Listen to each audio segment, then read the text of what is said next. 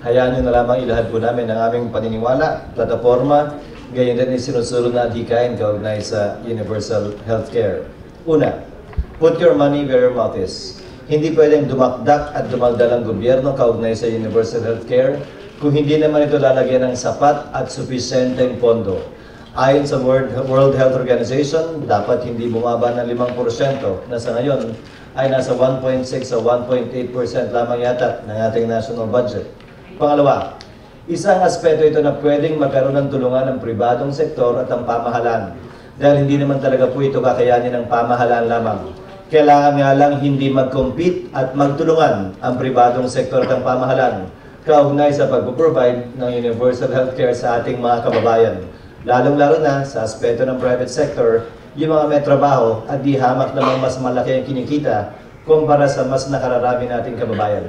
Pangatlo, hindi lamang financial ang issue ng universal healthcare, kung hindi, kasabay at kaakibat din ito, access at gayon din, access sa mga medical facilities at gayon din, access sa specialized treatment ng iba't ibang klaseng karamdaman.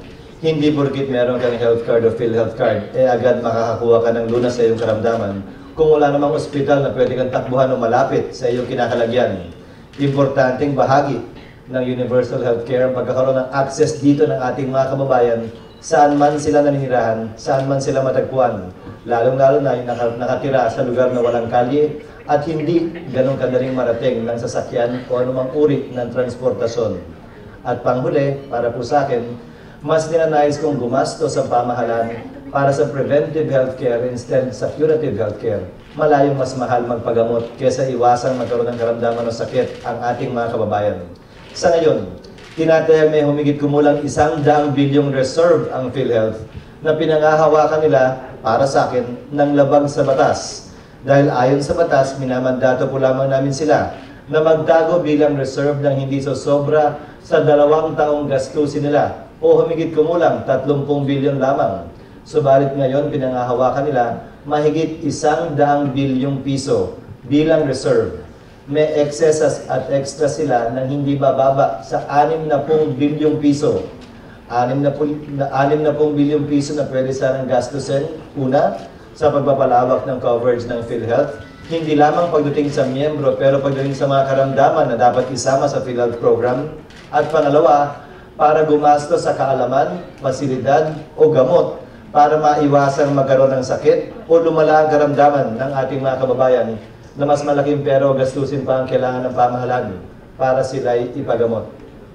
4 na simpleng konsepto na aming tinatayuan, 4 na simpleng layunin na aming sinusulong at patuloy na isusulong kaugnay ng paksa at ng bagay na ito. Tulad po ng sinabi ko, hindi ko layuning patagalin o pahabain ito, mas nais ko po sanang mapakinggan kayo at matuto rin mula sa inyong mga katanungan at question kung paano pa namin mapapabuti ang mga katayuan at platapormang ito at kung paano po tayo makakapagtulungan na may sulong ang nag-iisang layunin ito kaugnay ng kalusugan ng ating mga kababayan. Sa muli po, isang maganda at pinagpalang umaga at maraming salamat po sa inyo lahat. The floor is now open for questions. Tungkol lang ba sa health to, hindi tungkol sa ibang bagay, tungkol sa Senado? O lahat-lahat na? Health lang po ito.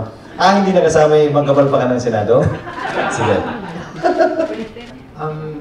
You shocked a lot of doctors last year by voting no for the sin tax bill.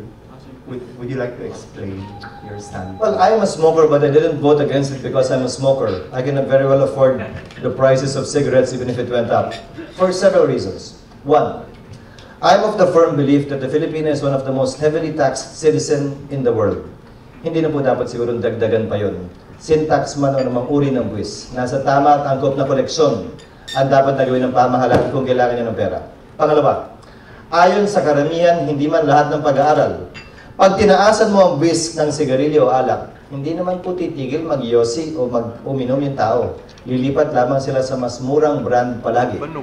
Pangatlo, kung talaga nais nating umigil o magbawas manigarilyo, lalong-lalo na mga kabataan, bakit hindi po natin patupad yung luma at matagal ng batas na nagsasabi, bawal magbenta ng alak at sigarilyo sa mga bata? Matanong ko kayo, may nahuli na ba sa batas na yan? May nakasuhan na ba sa batas na yan? May nakulong na ba sa panukalang batas na yan? mas marami yung paraan para ma-achieve yung end na gusto nating ma-achieve kesa sa pagdadagdag na naman ng panibago at dagdag ng buwis. Sang-ayon po ako sa layunin kaugnay sa mas mababang pag-inom o paninigrilyo. Pero hindi naman din siguro tama na buwis lamang ang paraan para magawa at makamit yan. Up to the last moment, hindi po inaamin ng gobyerno na revenue measure ito. Palagi nilang sinasabing health measure ito.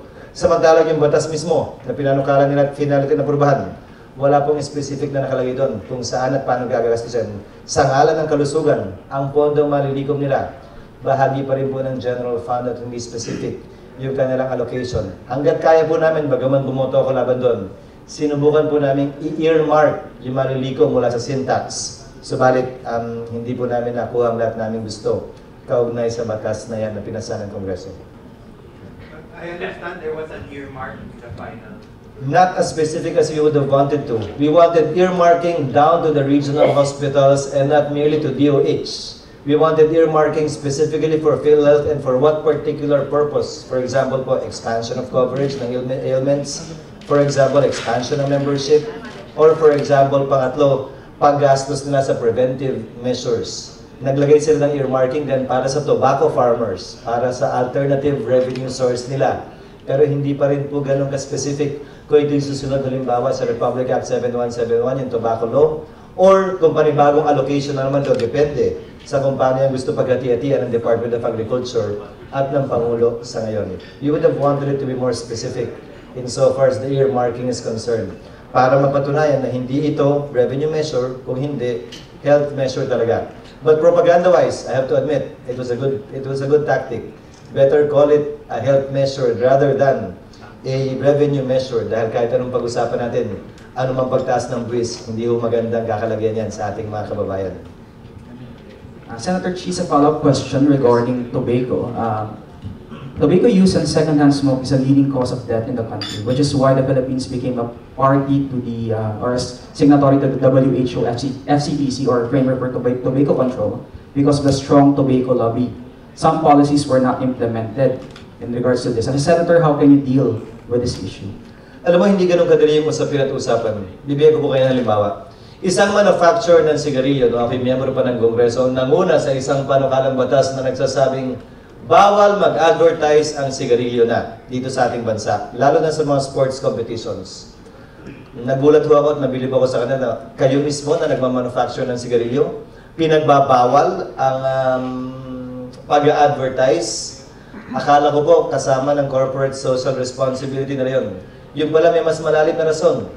Dahil kilala na yung brand nila, mas ninanais nila at mas madali para sa kanilang magbenta ng kilala nilang brand kung wala na ang advertisement, kesa makapasok yung mga bago at mga kagagawa pa lamang na brand.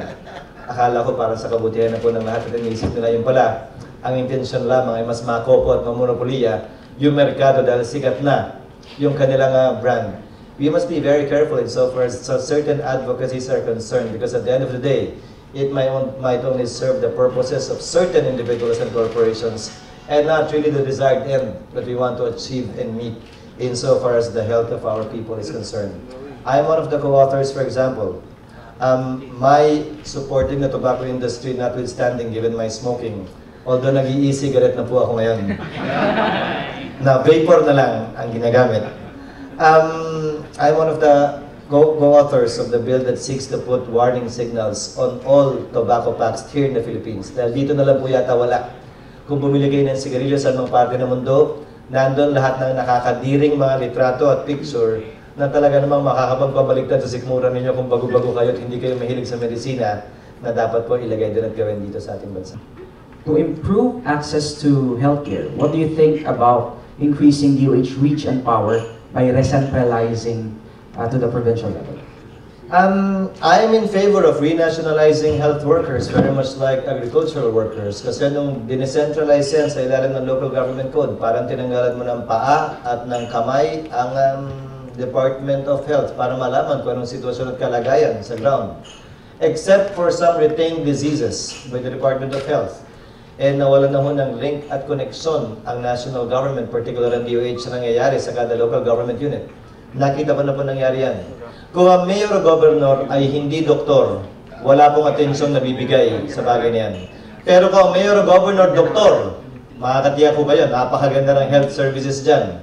Kung ang mayor o governor ranchero, maganda naman po yung agriculture services nila. Depende po sa kanya-kanyang expertise. Again, I reiterate my earlier position. Ever since I entered Congress in 1998, for the renationalization not only of agriculture, but also of health workers, so that we know exactly what's going on in the field. And health services can be delivered equally, fairly, and equitably.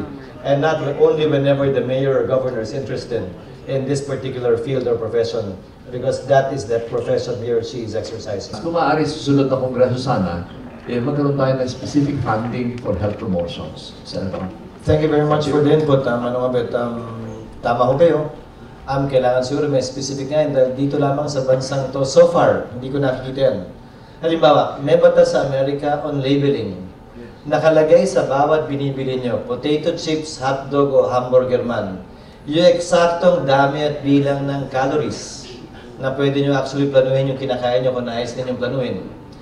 Dito lamang sa bansa, mayayaman na nagbabasa at nabibilang ng calorie. Yung mahihirap, wala akong calorie na bibili.